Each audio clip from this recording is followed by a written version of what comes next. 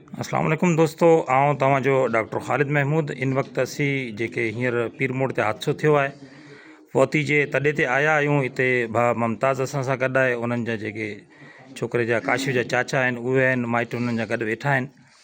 त भाउ मुमताज़ जेके उनजो वालिद आहे उहो चए थो त आऊं ख़ुदा करणु इहो खून जेके हींअर थियो आहे टेले वारे खां, इन्हनि जे चवण जे मुताबिक़ त इतफ़ाक़ी हादसो आहे। असीं हुनखे ख़ुदा करणु माफ़ था करणु चाहियूं। वधीक असीं उनजे पे सां ॻाल्हाईंदासूं त हू ॿुधाईंदो त उनजो चवणु छा आहे। जी मुमताज़ भाई, तुसीं की दसोगे ये हादसा ਜਿਹੜਾ पेश आया, की कहंदे हो तुसीं ਇਹਦੇ ਬਾਰੇ ਚੋਣ?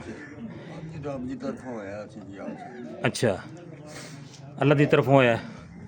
ਤੇ ਤੁਸੀਂ ਕੀ ਕਹਿੰਦੇ ਹੋ ਹੁਣ ਉਹਦੇ ਵਾਸਤੇ ਜਿਹੜੇ ਡਰਾਈਵਰ ਨੇ ਮਤਲਬ ਇਹ ਹਾਦਸਾ ਕੀਤਾ ਉਹਦੇ ਬਾਰੇ ਕੀ ਕਹਿੰਦੇ ਹੋ ਤੁਸੀਂ ਹੁਣ? ਬਸ ਮਾਫ ਕੀਤਾ ਸੀ ਯਾਰ। ਅੱਛਾ, ਤੁਸੀਂ ਮਾਫ ਕਰ ਦਿੱਤਾ ਹੈ। ਅੱਛਾ ਅੱਛਾ, ਮਤਲਬ ਇਹ ਕਿ ਇਸ ਤਰ੍ਹਾਂ ਦਾ ਬਿਆਨ ਤੁਸੀਂ ਥਾਣੇ 'ਚ ਵੀ ਦੇ ਦਿੱਤਾ ਹੈ?